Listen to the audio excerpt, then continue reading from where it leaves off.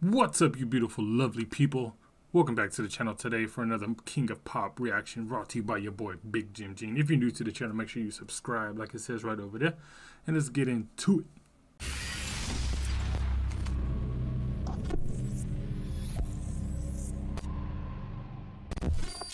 Alright, headset is on. We're going to get into this video. This is 10 things you really didn't know about Michael Jackson. This is a channel called The Detail. I will link them down in the description below. So if you want to go check out the channel, you can do so. Like I said, links are in the description. Let's see if I knew all 10 of these things. Let me know in the comment section down below if you get all 10 of these right, or let me know the percentage you get. 10 things you really didn't know about Michael Jackson. Although Michael Jackson passed away over a decade ago now, he never seems to remain out the headlines for long, as we constantly learn new information about this legendary public figure. Here are just 10 fascinating details about the extraordinary life of the King of Pop. Let's see if I know them all. Number 1.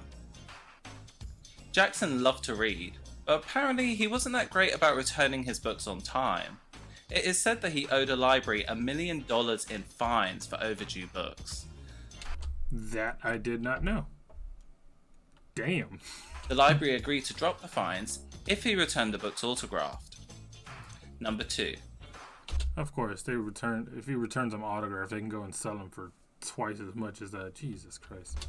Famous for his endorsement deals with Pepsi and LA Gear, Michael and his touring keyboardist, Brad Bruxer, were once asked to compose music for the Sega Genesis and Mega Drive game, Sonic the Hedgehog 3.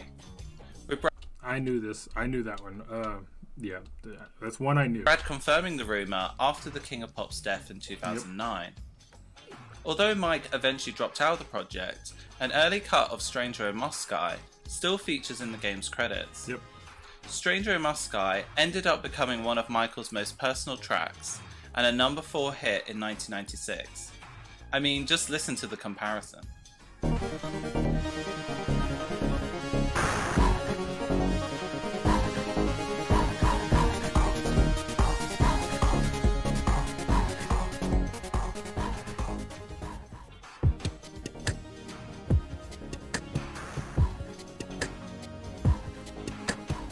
Yep, this is one that I definitely know.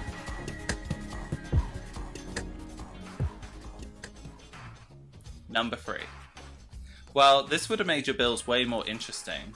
An island in the Caribbean once created Michael Jackson's stamps. The Caribbean nation of St. Vincent and the Grenadines was the first nation in the world to feature the King of Pop in a series of postage stamps.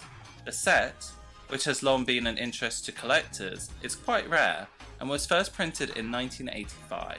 So it's got 60, let me go back, 60 cents, $1, $2, $4. So it goes up to $4. Man, I wish I had stamps like this. The collectors is quite rare and was first printed in 1985.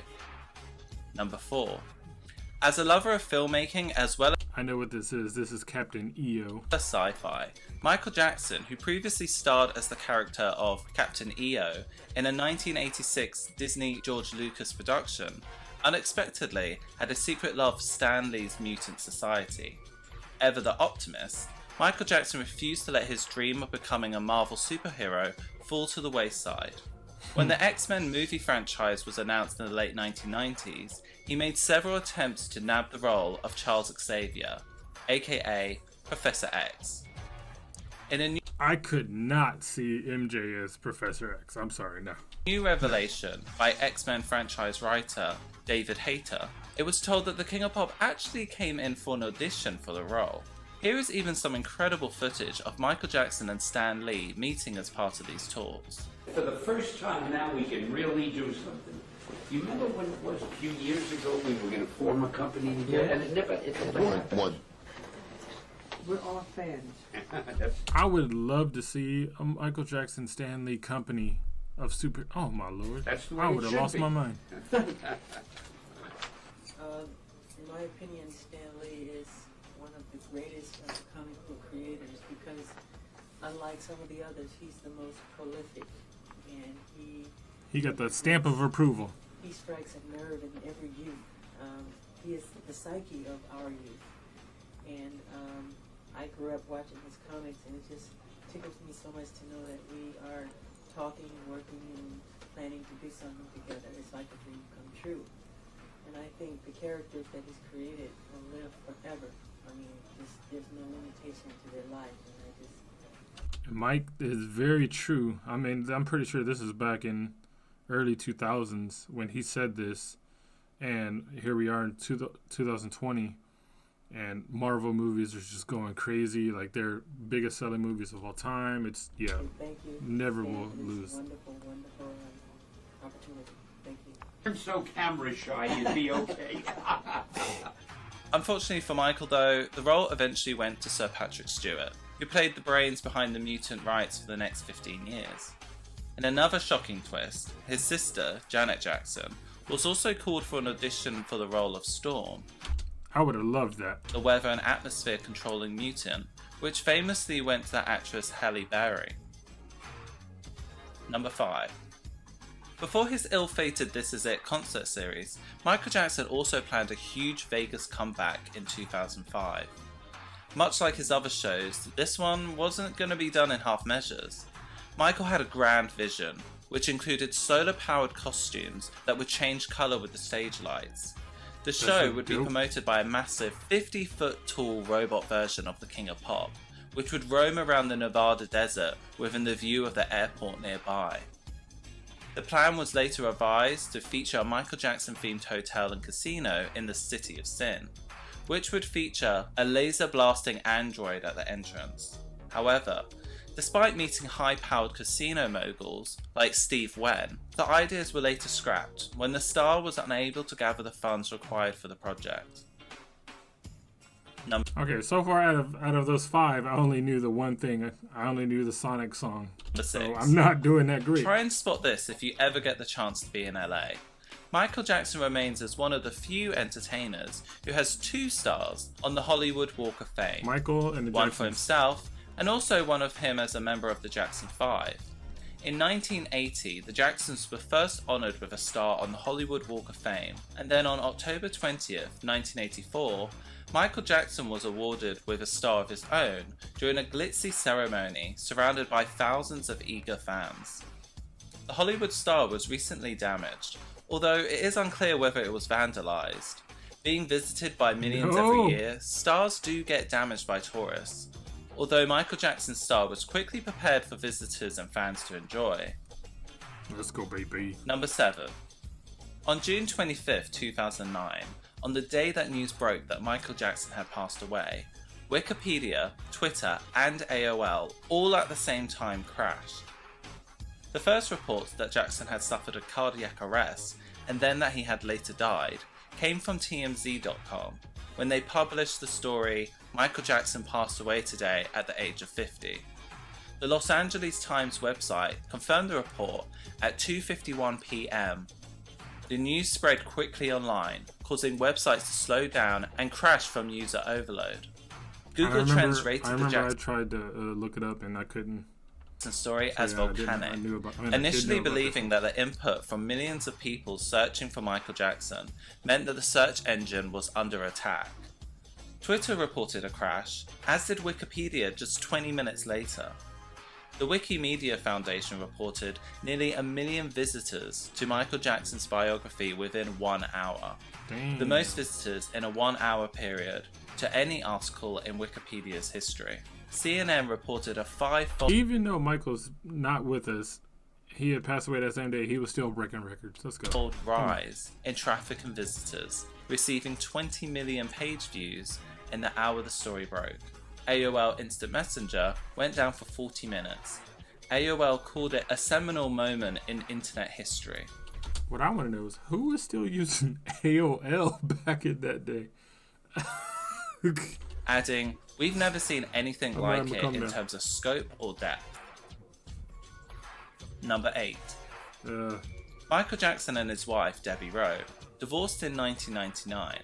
Since then, Rowe has yet to remarry, although she announced her engagement to Jackson's friend, gay porn producer Mark Scuffle.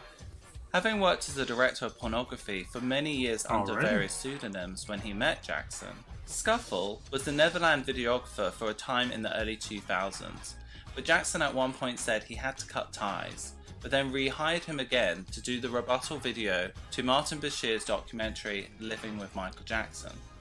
In any case, after Michael Jackson's trials, Scuffle sued Jackson for not paying him over $1 million of work, but in return, Jackson countersued, saying that Scuffle owed him $1 million. There have been similar stories with other Jackson employees, but in any case, the trial ended with dual rewards, but Scuffle ended up clearing $700,000. However, there is a romantic ending to this story, when Scuffle got engaged to Jackson's ex-wife and mother of his 2 children, Debbie Rowe.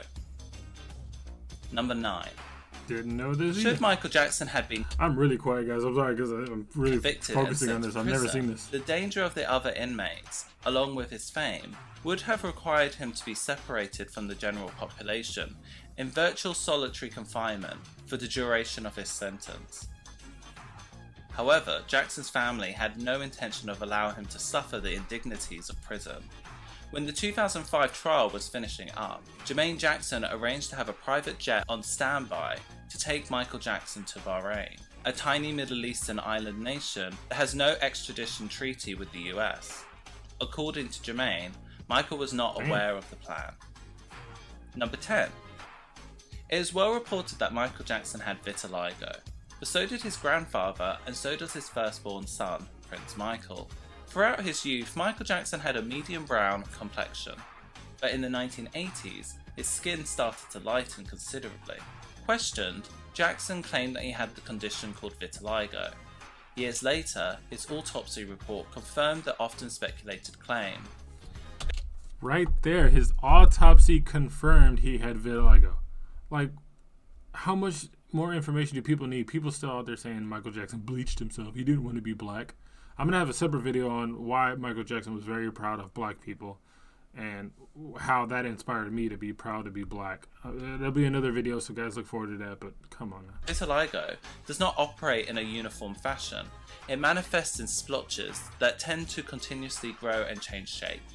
Vitiligo was genetic in Michael Jackson's family, with his grandfather suffering from it as well, as we can see in this photograph of a young Michael Jackson being held by his grandfather, who clearly has discoloration on the side of his face. Michael Jackson's son, Prince Michael, is suspected to have inherited his father's skin condition as well, as after the King of Pop's death, Prince was photographed on the shores of Hawaii with his siblings Paris and Prince Michael II, aka Blanket. In the photographs, Michael Jackson's son emerged from the beach having white patches underneath his arms. That I did not know as well. Thank you for watching. Well, I got 1 out of all of those right. Yeah, don't mind the background. My background messes up from time to time. There's nothing I can really much do for it. But yeah, my background green screen is a little wonky. But let me know in the comment section below how many you knew out of all that. And don't lie, don't fib. Tell me the truth. How many of those did you actually know? I knew 1 of 10. I didn't know the rest of those, and I'm a huge Michael Jackson fan and supporter and everything. But yes, if you like what you saw, make sure you subscribe. Check out the Details channel. They will be linked down below. I'll see you guys later.